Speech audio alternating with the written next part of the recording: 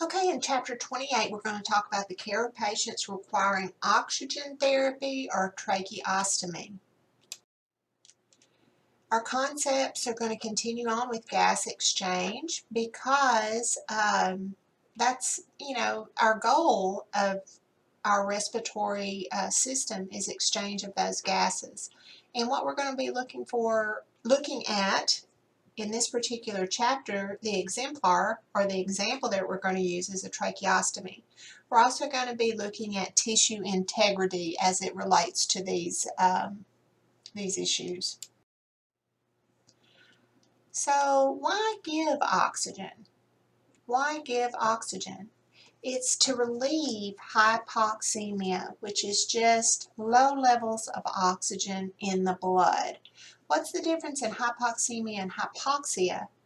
Hypoxia means there's actually decreased tissue oxygenation. So emia means blood, oxia means tissue.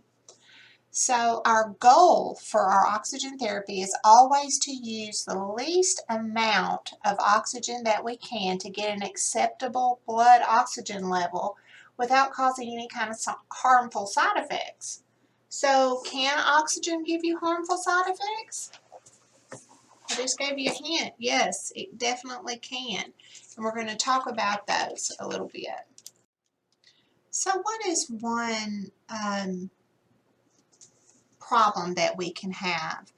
Oxygen-induced hypoventilation is a thing. So in the past, we have gone way overboard with the way that we think about this with our COPD patients. Our COPD patients cannot maintain a severe hypoxia. It leads to death, okay? So we have to weigh our balance. We need to give them the lowest amount of oxygen necessary to meet their needs, which actually their needs may not be quite as high as other, as a normal person because they get used to having the lower levels of oxygen. But you need to make sure that you monitor those patients' response to therapy very closely to ensure that they're having good gas exchange and getting that hypoxemia corrected. And you'll need to take guidance from the doctor at how far they want to go with correction of the hypoxemia. Do they want their pulse ox to stay at not any higher than 92? Some I have seen don't want to go any higher than 88. So it just depends on the physician and what they desire there. But watch for that oxygen-induced hypoventilation in your COPD patients. So to monitor for that, we're going to watch that level of consciousness to make sure that they're exchanging O2 and CO2, because if CO2 starts building up, which you will often see in chronically in COPD patients, then they can start having a decreased level of consciousness. It's called CO2 narcosis, and it will actually put them right to sleep and make them very confused. You're going to also watch, of course, their respiratory pattern and their rate. Are their respirations getting more rapid but more shallow? We're going to watch for all of these things and, of course, monitor our pulse ox to that level that the doctor prescribes. If you didn't know, you can also get oxygen toxicity.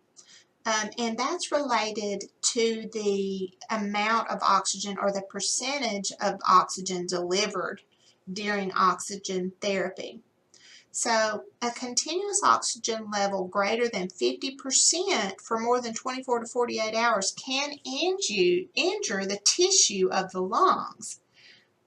So you need to start looking for things like acute respiratory distress syndrome or ARDS, and we're going to learn about that a little bit later. You may start seeing some dyspnea, a non-productive cough, some chest pain beneath the sternum, some GI upset, and even some crackles on auscultation, because what happens is the oxygen, this high percentage of oxygen, washes out the nitrogen in the lungs, and the nitrogen is part of what keeps those alveoli open, okay? So the high level of oxygen can be even severe, and it can decrease the compliance of the lungs, cause greater hypoxemia, and exposure over a long period of time. Well, not even really a long period of time, that I think they said 24 to 48 hours, can start to cause absorption atelectasis. And just what this means is you have a lot of oxygen down there in those alveoli, and that's absorbing into the bloodstream, but it has washed out all the nitrogen that normally stays in the alveoli to keep it open, and so there's nothing in there to keep the alveoli open, and they collapse and you get atelectasis, okay?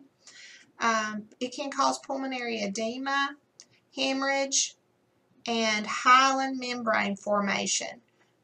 So we have to be sure that we're using the lowest amount of oxygen possible. And when you get above 50%, you really need to be trying to wean them down as quickly as you can. You're going to work with your respiratory therapist on this and make sure that you do that weaning quickly. Because we have to have the lowest level of oxygen possible to meet their needs.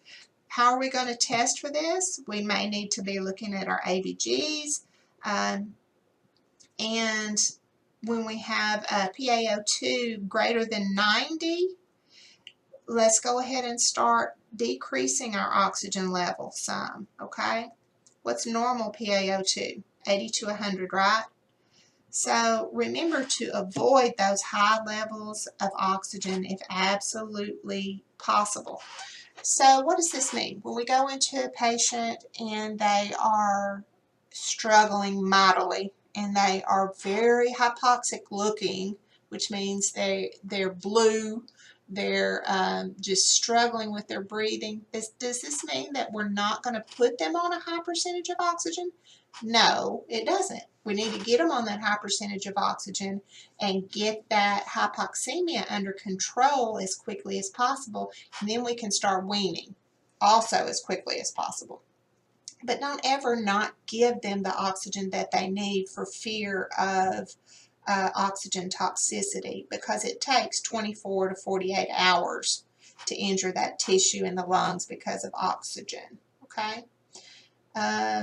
And of course you can always, something that's not as bad is the drying of the mucous membranes, but it can be very uncomfortable for the patient. So anytime you have an oxygen flow that's higher than 4 liters a minute, you need to humidify that delivery system in whatever way that you can. And this goes along with tissue integrity, because your dry airways are more likely to allow infection into the tissue. You can see that, right? So in the lab we'll show you some different humidity devices that we can use to make sure that we avoid that that dry airway. And also remember that those humidifiers can be a source of infection.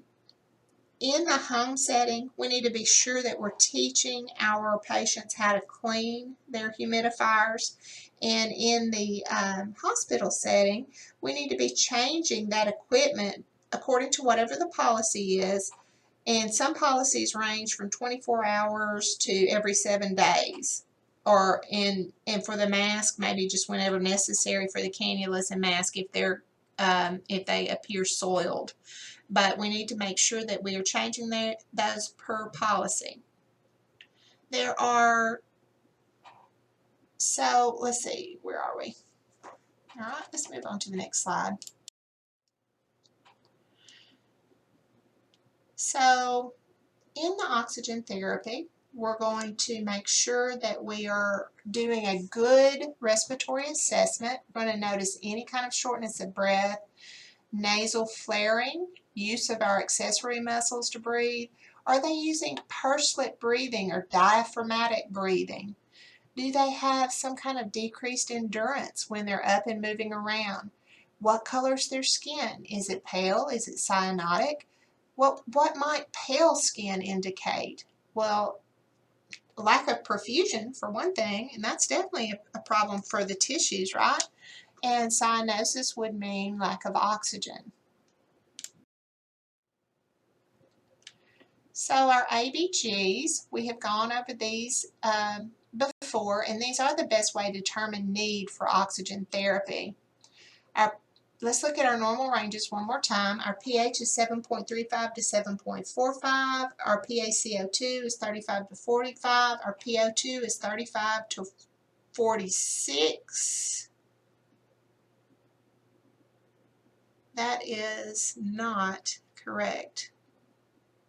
That should be 80 to 100 on the PO2.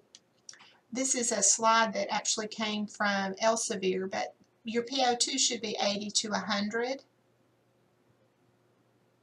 And then your bicarb 22 to 26. So if you were looking at this blood gas, you would and noticed a PO2 of 98. That is, of 39. That is very low. So they are definitely have hypoxemia and probably are hypoxic, which means that the oxygen isn't getting to the tissues. So what are some hazards concerning oxygen therapy? Well, it supports combustion, all right? So it's not combustible, but it supports combustion. We've talked about the oxygen-induced hypoventilation, which will cause a retention of CO2, which is called hypercarbia, and CO2 narcosis. And after you have CO2 narcosis for a while, you get the loss of sensitivity to high levels of CO2. So I have seen, normal CO2 is 35 to 45. I have seen a person sitting up and talking with 110 CO2. And they had CO2 narcosis. And they had just been, their CO2 had been high for so long that they no longer reacted like a normal person would to a CO2 that high. We talked about oxygen toxicity and absorption atelectasis and drying of mucous membranes, and also the fact that you can get an infection if the equipment is not changed and cleaned properly.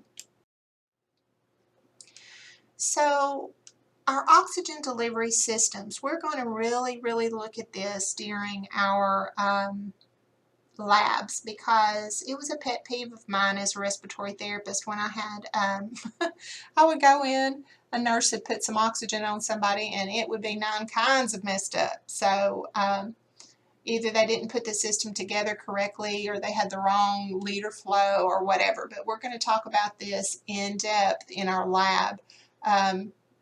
So the type of oxygen systems that you choose depend on what kind of oxygen concentration you're going to require. All right, and how important is the accuracy and control of the oxygen concentration? We're also going to take into consideration patient comfort, the importance of humidity, because there are some masks that you cannot humidify, and is our patient mobile or not, and what kind of system do we need to put into place to keep them mobile, because that is, definitely something we want to make sure that happens. Our low flow oxygen delivery systems don't provide enough flow to meet total oxygen and air volume, okay? So when you're breathing in air which has oxygen in it at a certain flow, okay? So a low flow system doesn't meet that total flow. And the total flow of a nasal cannula can go from 1 to 6 liters. And then you have your face mask, the simple, the partial rebreather, and the non-rebreather. And none of these can meet the total flow of a patient, meet their total flow needs. So a nasal cannula, you shouldn't go over 6 liters per minute in a nasal cannula, and their oxygen concentration is 24 to 44% that they'll be able to achieve by a nasal cannula. And if you increase the flow greater than 6 liters per minute in a nasal cannula, it doesn't do any good because the anatomical dead space is full. So what is anatomical dead space? Anatomical dead space is where flow happens, but there's no diffusion of the oxygen because the structure is too thick for gas exchange, okay? We're always need to assess the patency of nostrils when we're giving oxygen. I mean, we would feel awfully silly if we put a nasal cannula on a person and we couldn't figure out why in the world this was not helping. You know, their pulse ox is still low. I can't get it to come up with any kind of nasal cannula, flow I put on them. Well, they have a blockage in their nose. Maybe they have bilateral polyps in their nose. So do that nose assessment real quickly before you put that nasal cannula on. And always assess for changes in respiratory rate and depth with any kind of oxygen that you put on. Hopefully it's going to relieve some of their symptoms and not cause any hypoventilation. A simple face mask delivers up to 40 to 60%. Never want to go below 5 liters per minute of flow to a simple, any kind of face mask, because it takes 5 liters to flush out the CO2 that the patient is breathing out into the mask. Let me repeat that again. Never, never put any kind of face mask on a flow of less than 5 liters per minute. Right? So when you're fitting the mask, it needs to make sure you fit it securely over the nose, and it has a metal piece usually that helps conform the top of the mask to the nose and mouth. So just pinch that little metal piece on the top to fit down over the nose. And then any time you have a patient on a mask, they're at high risk for aspiration. Well, why? Why? It's because they have something over their mask. If they get nauseated and vomit, what's going to happen? It's going to collect right there in their mask, and they're going to breathe it right back in. All right, so you might even consider some aspiration precautions with some of these patients. Most of the patients that are going to be on a mask for oxygen are going to need to be with the head of their bed up a little more anyway to facilitate breathing, but that also helps decrease the risk for aspiration. A partial rebreather. These are very seldomly used, okay? But they provide 60 to 75% oxygen with a flow of 6 to 11 liters. And 1/3 of their exhaled tidal volume is trapped in the bag with each breath. And the way that you do these is you adjust that flow rate to keep that reservoir bag inflated so that it keeps all of that exhaled breath flushed out. And what you'll notice the difference between this partial rebreather and a non-rebreather is that the partial rebreather has exhalation ports on the mask that do not have any flaps on them. Can you see that on this mask? There are no flaps on those exhalation ports. They're just open. And also at the top of the reservoir bag, there is no one-way valve like there is on a non-rebreather. Right, the non-rebreather mask. This is the highest amount of O2 that you can give by mask, and you can deliver an FiO2 of greater than 90% with these. Well, Miss Milliken, why can't you get 100% with these? Because your patient is still going to be breathing in some room air and diluting that FiO2 some. And this is, of course, going to be used for unstable patients and they're going to be getting close to intubation if you're using this on them. I want to reiterate here that we shouldn't leave them on a non-rebreather any longer than we possibly can because of that oxygen toxicity at anything above 50%. So we want to make sure, for safety reasons, that the flaps on these, the exhalation ports that have the flaps on them, are functional. So just take your finger and move them around a little bit and make sure that they'll flap back and forth. Because if not, it's like holding your hand over their face. They're not able to exhale that CO2 out of the mask. And then when they inhale back in, the flaps close and they're just pulling oxygen from the one-way valve out of the bag. So that's how they get a higher percentage with a non-rebreather than a partial rebreather. Can you see what I'm talking about? So that when they inhale in, those flaps on the mask close, and the flap to the bag, which has oxygen in it, opens, and they breathe in from there. And when they exhale, the flap on the valve going to the bag closes, so no exhalation goes into the bag, and the flaps on the mask open to let the CO2 out. Okay? So you're not rebreathing as much CO2, thus the name, non-rebreather. They're not rebreathing CO2. So there are some high flow oxygen systems, and they can deliver anywhere from 24 to 100% at 8 to 15 liters per minute. And the high flow systems include things like your Venturi mask, a face tent, an aerosol mask, a tracheostomy collar, and a T-piece.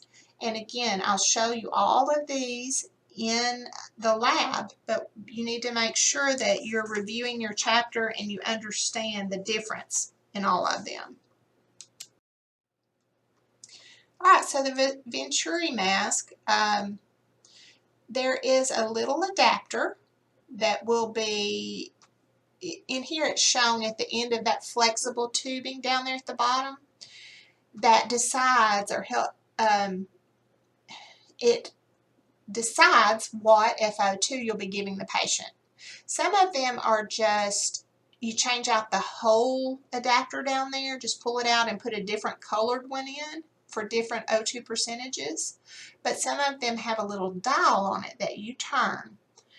A Venturi mask actually delivers a precise O2 concentration, and these, if you have to go above what you can get with a nasal cannula, these devices are the best for chronic lung disease because you know specifically what kind of percentage you're giving the patient. You notice that it does have exhalation ports on the mask with no flaps. And a lot of times you can switch from a Venturi mask to a nasal cannula during meals without much problems, depending on what percentage you have the Venturi mask at. T-piece. Okay, usually these are used on an endotracheal tube, and they're really not used very often anymore because we have such high-tech ventilators we can do weaning without these. But they are used a lot on tracheostomy tubes, okay? And these kind of T-pieces just help ensure that there's really enough humidification, and they have a mist that they use. And you should note that the mist should be seen during inspiration and expiration. If not, your flow may not be high enough for this patient. So you're going to watch the mist at the end of the reservoir tube. If it disappears during inhalation, you might need to increase your flow a little bit. Okay, non-invasive positive pressure ventilator. These are your BiPAPs and CPAPs. These help keep those alveoli open, and it improves gas exchange both ways. So it helps with pushing the air in there and helping kind of push oxygen into the blood, but it also helps with your gas exchange of CO2, so it helps you blow off more CO2. And a lot of times we'll try the BiPAP, especially before we intubate the patient, to try to let them get over whatever underlying problem is causing their breathing problem before we intubate them. Okay? CPAPs are used some. Both are used for sleep apnea at night. CPAP is mostly used for sleep apnea and not to try to keep them off the ventilator. The BiPAP can be used for both. All right, so CPAP is continuous positive airway pressure, and it's just like it sounds. It has the same amount of pressure throughout inhalation and exhalation. It can open any collapsed alveoli, and sometimes it is used for atelectasis after surgery or cardiac-induced pulmonary edema or sleep apnea. It's been my experience, though, in the hospital setting, it's usually a BiPAP that we use because there's greater control of pressures with the BiPAP. Transtracheal oxygen is a long-term delivery of oxygen directly into the lungs. So they make a puncture wound into the trachea, and they put this small flexible catheter into the trachea. And that avoids any irritation that the nasal cannula might cause, and it's usually more comfortable for the patient. And believe it or not, they use a lot less oxygen. And you know, there may be different flow rates prescribed for rest and activity. Home oxygen therapy. So how do you meet criteria for the equipment? There are different ways that you have of meeting criteria. So to qualify for home oxygen, you have to have a PaO2 on your blood gas of less than 55, or an SpO2 or a pulse ox of less than 88 on room air and at rest. And you qualify for home oxygen if those are the cases. Some problems you may just give oxygen at night or with exercise. So there are some ways to be qualified for those as well. So we have to educate our patients about their oxygen therapy at home and all the safety measures that go along with that. Your DME company or durable medical equipment company will actually deliver usually the oxygen equipment at the acute care facility or hospital, or sometimes they will deliver a portable oxygen bottle to get the patient home, and then have a compressor or stationary oxygen unit at the home where they educate the patient. But just because they're going to be educating the patient doesn't mean that you don't have to as well. So there are different ways to provide oxygen in the home. You can have compressed gas in a tank or cylinder, and these are just like the little green cylinders that we use in the hospital to transport the patient. You can have a liquid oxygen and reservoir at home, and these are really handy because their liquid oxygen reservoir has a base at home, a large base, and their little portable ones are smaller than the tanks we have to roll around, and they can refill it at this liquid reservoir tank at home. DME companies don't really like to provide these because they're extremely expensive, but man, are they great for our patients. An oxygen concentrator, which was the word I was trying to think of a few minutes ago, actually is just a stationary machine that pulls in room air and kind of divides the oxygen out from the other gases in room air and concentrates it down. And this is the least expensive system and the one that you'll be seeing if you do home health the most. And it is convenient because it doesn't have to be filled. You don't have to keep an eye on how much is in it. And you can get a small version that can be plugged in and rented for long car trips or boat trips. So regardless of what kind they're using, we have to make sure we review all safety issues with the patient and the family members. It's time to take a break. Take a break, get up, walk around, get you a drink, and then come back and finish up. All right, let's get some of our terms correctly first. Tracheostomy versus tracheotomy. What is the difference there? The tracheotomy is just actually the surgical incision into the trachea for the purpose of establishing an airway. The tracheostomy is actually the stoma or the opening that results from the tracheotomy.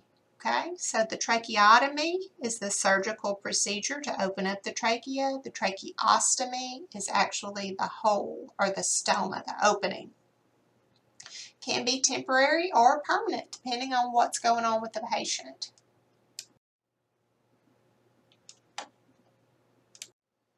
What are the things that might indicate that you would need a tracheostomy?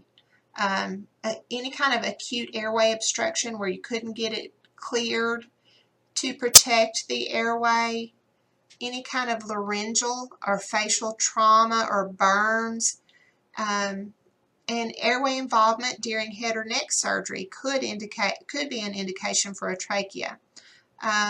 So if you are prolonged in an unconscious state, like on the ventilator for a long, long time, then you would need a tracheostomy.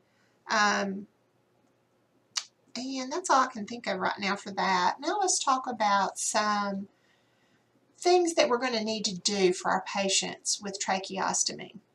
We're going to make sure that we're evaluating for gas exchange because they may have weak chest muscles and some obstructions in the trachea or other physical problems that interfere with ventilation and the diffusion of gas, right? It's very hard to communicate when you have a trach. So if it's a fenestrated trach, that means they have holes in the top of the trach. The patient can take a deep breath in and cover their trach with their hand and force air out through their mouth, through the top of that tracheostomy tube, and speak that way. Or you can have what's called a speaking valve, which is basically the same thing, to help communicate. But the acutely ill will not have that, so you've got to find another way to communicate with the patient, either through pictures or through mouth reading, which isn't very good because some nurses are really good at it and some aren't. Or you can do an ABC chart, some kind of computer-based communication device, which would be very helpful. Okay, so whenever you have any kind of tube like this, your patient is at risk for nutritional deficits. And so we're going to have to watch them for weight loss. They've got something foreign to the body inserted, so there's always potential for infection there because of the procedure or just the fact that they have this open area that goes straight into their lungs. And tissue integrity for a tracheostomy. It's very important. Whenever you're assessing tissue and your patient has a trach, you need to be unhooking their trach collar. You need to be checking behind their neck, under the flange of the trach, and of course you have to be really careful and hold that trach in place with your fingers while you have their collar undone. But you have to assess that skin under there. That's one of the major problems that we see with people with trachs. We had a guy, I don't know if I've told y'all this story before, but we had a guy that it was in with some really horrific wounds. And we were getting those wounds better and better, but his lab work still looked terrible. It was showing that he had a bad infection. Well, come to find out, he had a pretty large wound under his trach collar on the back that we had not been treating because many nurses had missed the assessment of that. So don't be that nurse. Don't be that nurse that misses the assessment that really kind of injures your patient, or at a minimum doesn't help them get better as quickly as they should. There are some possible complications that we're going to see when a tracheostomy tube is being inserted, and one of them is a pneumothorax. And anytime you're messing around with the airway, this can be a possibility that you might puncture a lung.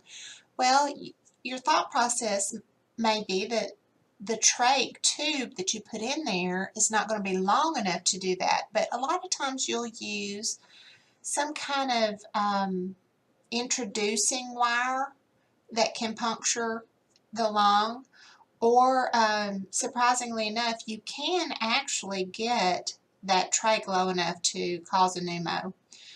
One time we had a guy that had a chronic trach, and he had actually kind of wallowed out his trach, so his stoma was really big. And to this day, I do not know how it happened, but somehow or another, he always had crazy coughing episodes. In his coughing episode, he aspirated that trach down right around his carina. It was the craziest thing I've ever seen in my life, but that's just an example of how things can go wrong. This wasn't an insertion of a tracheostomy, but you get the idea there.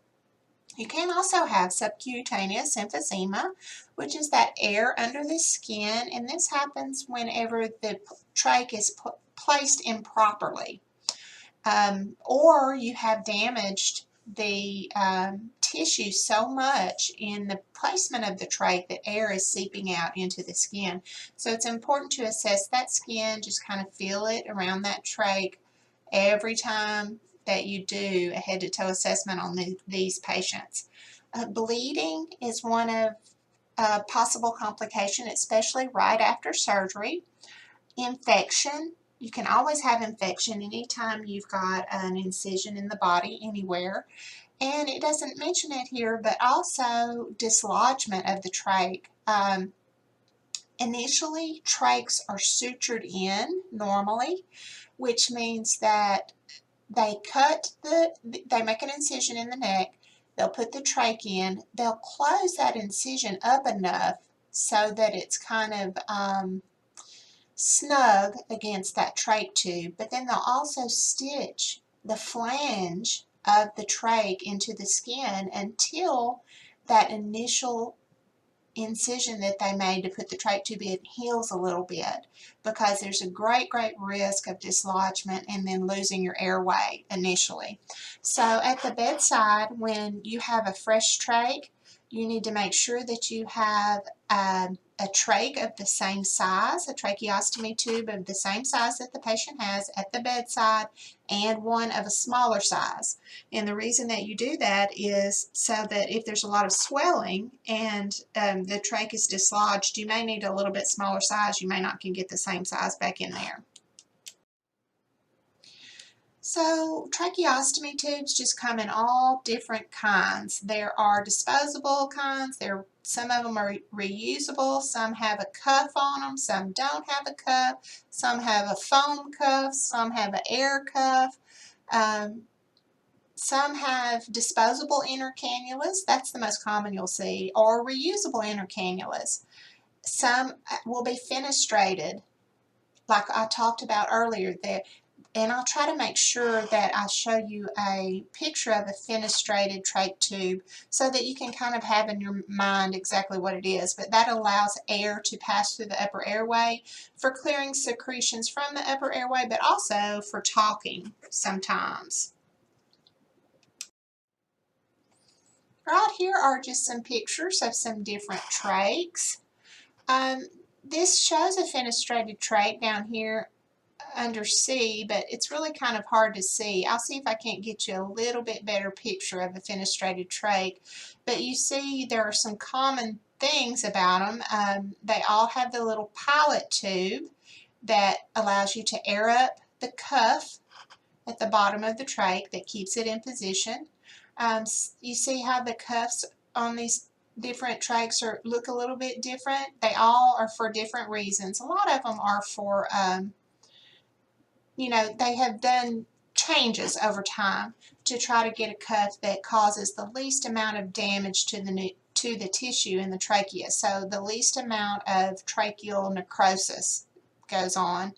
In the top picture, you've got the pilot tube to the left that's hooked to the trach tube there, and then right to the right of that, that's the inner cannula. And you see at the top of the inner cannula how it has those little clips. That clips on to the rim of the trach tube, so that you can pull it out and wash it and clean it and then put it back in, and it helps maintain a patent trach tube. The thing to the right there is an obturator, and that needs to go into the trach tube anytime you are pulling the trach tube out or putting the trach tube in, and this prevents things like snow plowing of the tissue. So it prevents damage of the tissue when you're putting a trach tube in. Also, you can keep in mind that if you have some kind of occlusion of the trach tube and you're not able to get it cleared with sectioning, you could use the obturator to just push down in there and see if you can move it out of the way, but you need to keep in mind that that is pushing it down into the lung. So you need to be ready with a suction catheter right after you use that.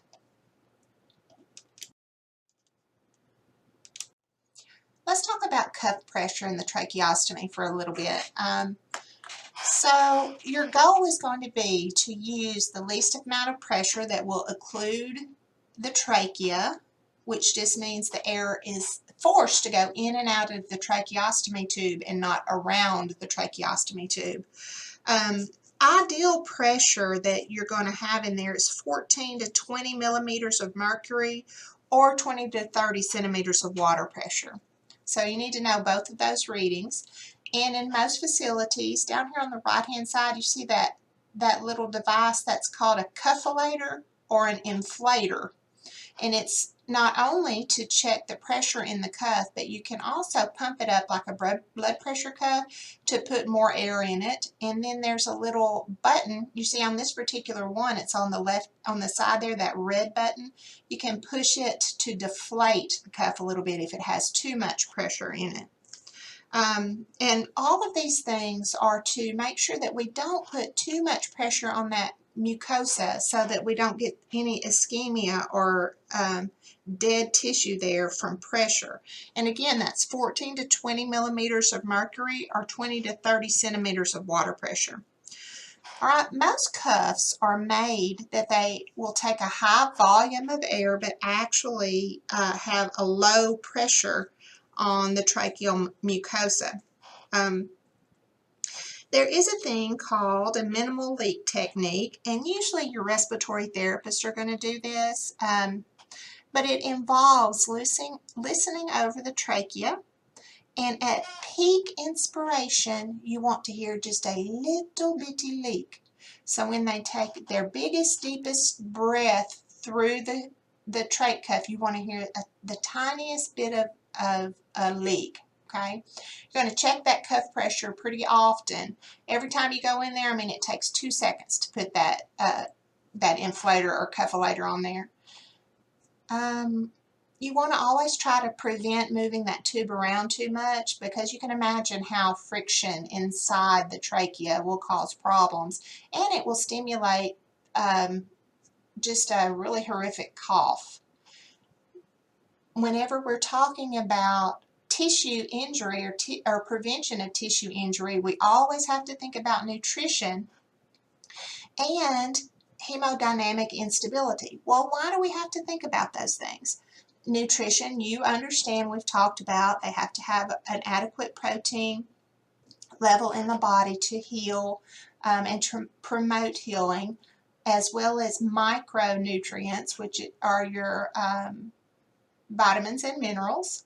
And then for hemodynamic instability, if you are not perfusing, in other words, your blood pressure or your arterial pressure to the area of the trachea there, if it is too low or if it's easily occluded, you're going to have necrosis there. So we have to have good blood flow to the area, good perfusion, and we want to make sure that our patients are not hypoxic, because hypoxic tissue will die quickly as well.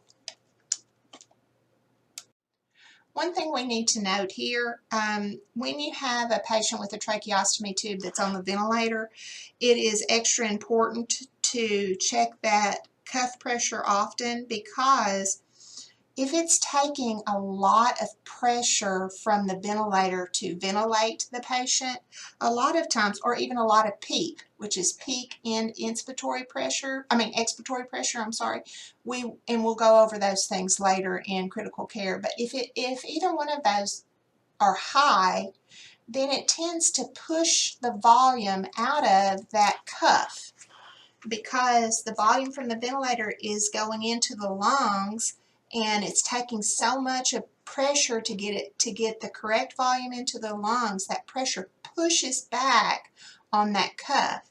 So you may have to add air to that cuff more frequently on people with high PEEP levels or high inspiratory pressures. Usually when you're inflating a cuff, it should take less than 10 millimeters of air to get it where you need to go, if you're using a syringe and not the cuffulator to squeeze it up.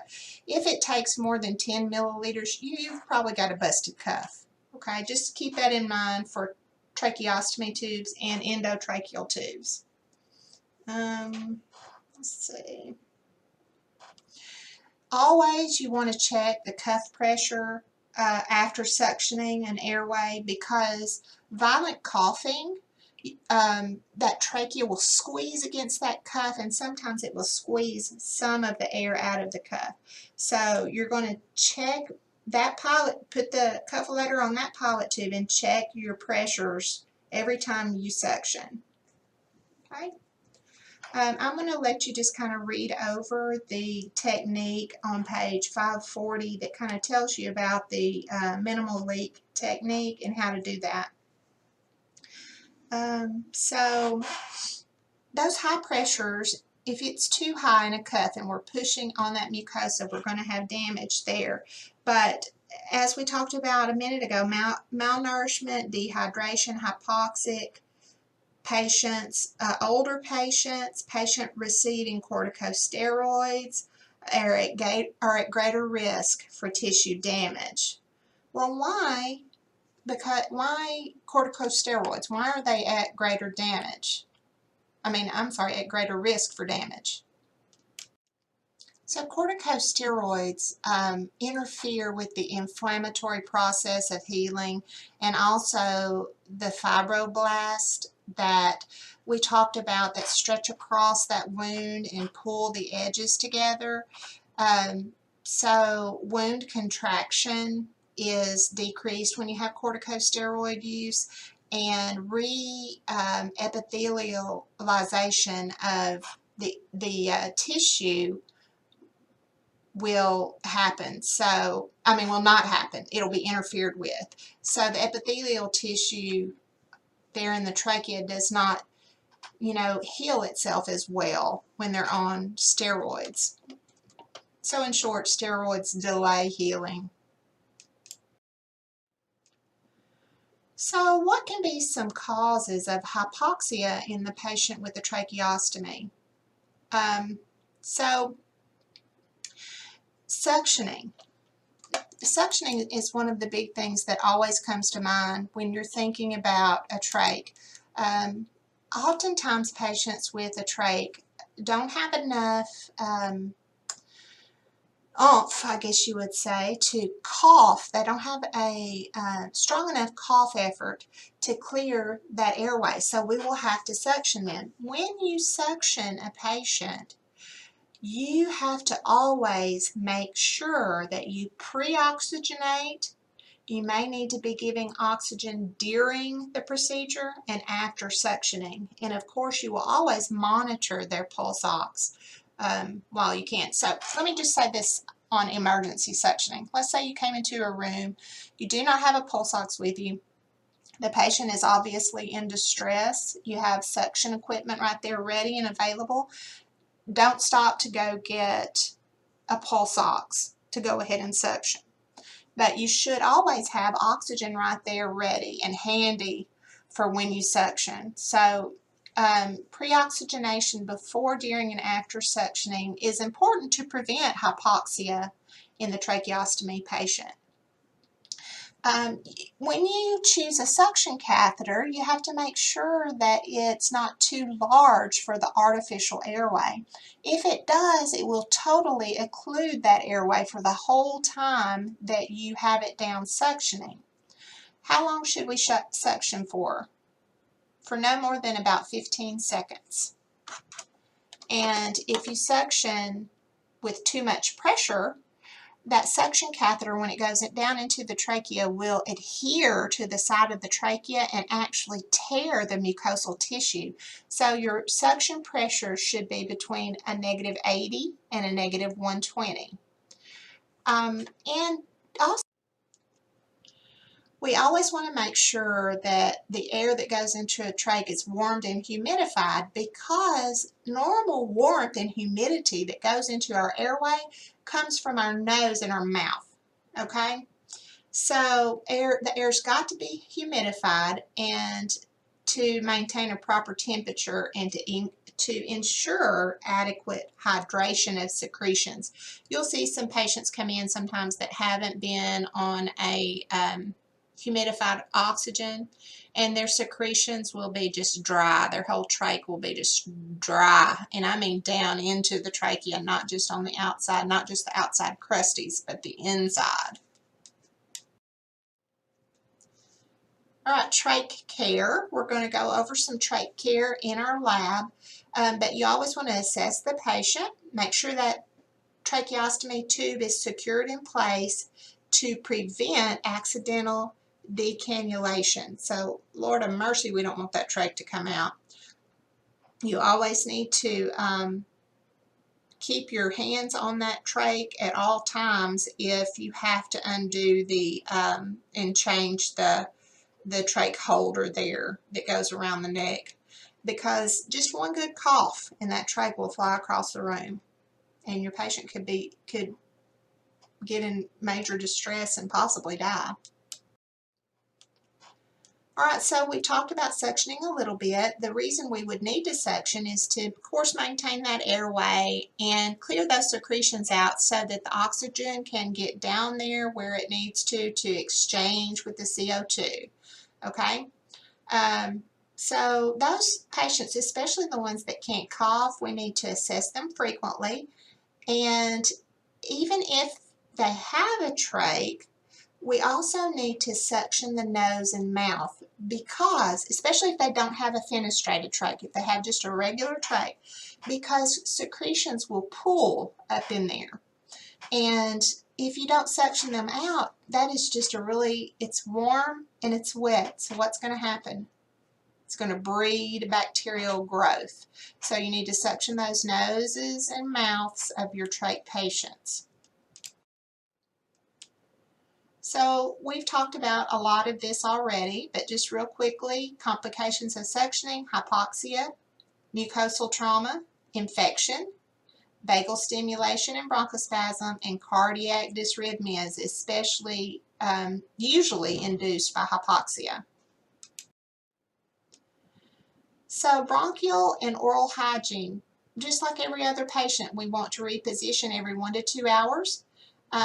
Support their out-of-bed activities. Encourage them to ambulate as much as possible. They need to be coughing, deep breathing. You may need to do some chest percussion and vibration, and maybe some postural drainage to promote pulmonary care.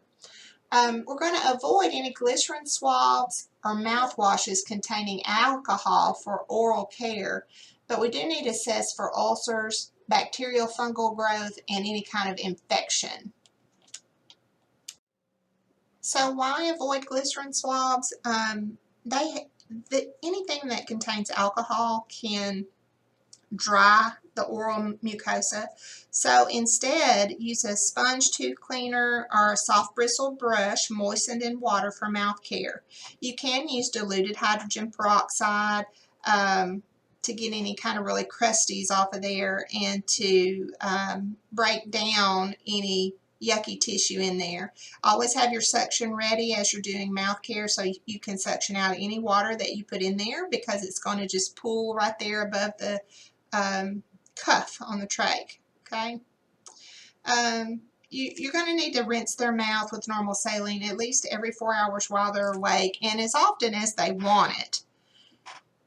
Inspection of that mouth, assessment of the oral cavity is super important and should be done on a daily basis, every shift. So nutrition. Because of the rigidity of a tracheostomy tube, some people have a really hard time swallowing, and it can be a major problem for patients with tracheostomy tube.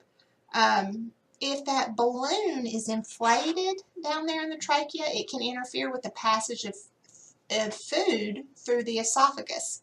So after they do eat, you want to make sure that you elevate the head of bed for at least 30 minutes to prevent any kind of aspiration. Okay? So weaning from a trach tube, the way we wean from a trach tube is usually we decrease the size of the tube. Ultimately, as a goal, we're going to remove the tube. So the cuff is deflated when the patient can manage their own secretions and they don't need assistance with ventilation. Okay, so if they're off of the ventilator but they still have a trach tube, you're going to decrease the cuff. Deflate, not decrease, deflate the cuff, then start decreasing the size of the trach tubes until they get to a small enough one that it can be removed. Okay. Some people even like to change from a cuffed to an uncuffed tube. So the size of the tube is decreased by capping using smaller fenestrated tubes. Okay. So what that means is you'll put a cap on the trach tube. Of course, you have to make sure the cuff is deflated, and make sure it's a fenestrated tube or that it's a really small diameter tube, and let them breathe around it for a while and through the fenestration. A trach button has potential danger of getting dislodged. So what is a trach button? I'll try to incorporate a picture here so that you'll have an idea of what a trach button is. But trach buttons mainly are there to preserve the patency of the stoma and allow for spontaneous breathing. So there are all different kinds of trach buttons, but to function, the button has to fit really well. And like we said, there's always a potential danger for dislodging a tracheostomy button. Here's an example of the trach buttons. So the assignment for this video is to do the case study that's going to follow. Just go through the case study and do that, and that's all you have to do for this video.